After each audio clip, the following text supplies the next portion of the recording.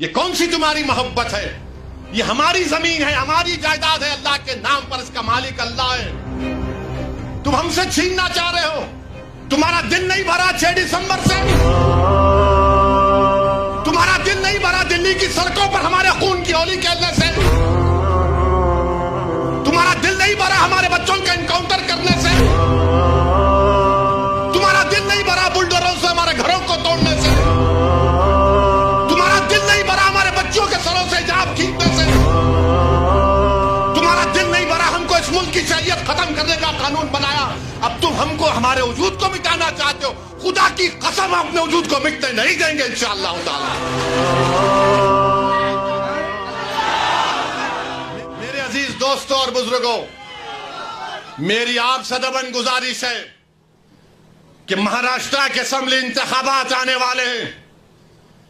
मैं आपसे अपील कर रहा हूं, जो लोग वक्फ की जायदादों को बर्बाद करने आ रहे हैं, आप और हम मिलकर उनको इंशाअल्लाह बर्बाद कर देंगे सियासी तौर पर। मेरी आपसे अपील है कि मैं यकीनन कह रहा हूं कि इस महाराष्ट्र की विधानसभा में आपको इम्तियाज जलील को और मंजलिस के नुमाइंदों को भिजाना जरूरी है। तुम्हारी आवाज हो, अगर तुम्हारी आवाज नहीं होगी तो कौन आवाज उठाएगा?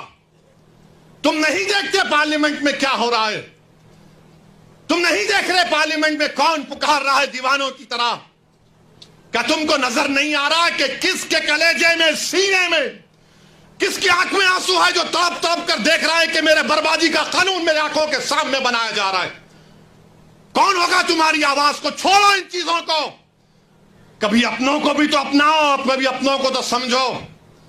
जो तुम्हारे लिए दिनों रात मेहनत कर रहे हैं उनकी आवाज बनाकर भिजाओ। यकीनन हराना है इंशाअल्लाह ताला, इन लोगों को हराएंगे इंशाअल्लाह ताला। मगर हराने का मतलब यही नहीं है कि तुम अपनी आवाज का गला घोट दो। तुम अपनी आवाज का गला घोट कर कैसे दूसरों के सर पर ताज रख सकते हो, मुझे बताओ। यह तो नहीं हो सकता मेरे भाई। तो मेरी आपसे गुजारिश है कि इस बात पर भी आप गौर करिए। हम लड़ रहे हैं और लड़ते रहेंगे इंशाअल्लाह ताला। और अगर मोदी ये कानून बनाते हैं तो जैसा कि पर्सनल लॉ बोर्ड ने फैसला लिया कि अगर एहतजाज होगा मोदी जी तो आप हमारे वजूद को मिटाना चाह रहे हैं, बेहतर यह है कि मैं रोड पर आकर अपने आप को खत्म कर लूं, मगर अपने घर में बैठकर अपनी जायदादों को छीनना नहीं देख सकता जो अल्लाह उसका मालिक है। मैं घर में बैठकर नहीं दे सकता कि जिसका मालिक अल्लाह है उसको जायदाद को छीन लिया जाए। यह हुकूमत की जिम्मेदारी होगी। आपको अगर कानून बनाना है तो रोजगार दो, कानून बनाना है तो महिलाओं को बचाओ। अरे कैसा हमारा मुल्क हो चुका है कि उज्जैन में बीच सड़क पर, फुटपाथ पर एक जालिम शैतान एक खातून की अस्मत रेजी कर रहा है। ये कैसा हमारा देश हो गया है? ये गांधी का मुल्क, ये आजाद का मुल्क, अंबेडकर का मुल्क, कि वो उसका वीडियो निकाल रहा है अस्मत रेजी का। ये कैसा हमारा वतन हो गया है? जब हमने अंग्रेजों से खंदा मिलाकर जलियांवाला बाग में अपनी जानों को दे दिया, हमने काला पानी की सजाएं हमारे हिंदू भाइयों के साथ काटी। आज एक अशरफ मुनियार को ट्रेन के डब्बे में पीटा जाता है तो कोई उफ नहीं बोलने तैयार। बचाना तो छोड़ो, कोई उफ बोलने के लिए तैयार नहीं है। याद रखो, जब आप अपनी लड़ाई नहीं लड़ेंगे कोई तुम्हारी लड़ाई नहीं लड़ेगा। तुम्हारी लड़ाई तुमको लड़ना पड़ेगा।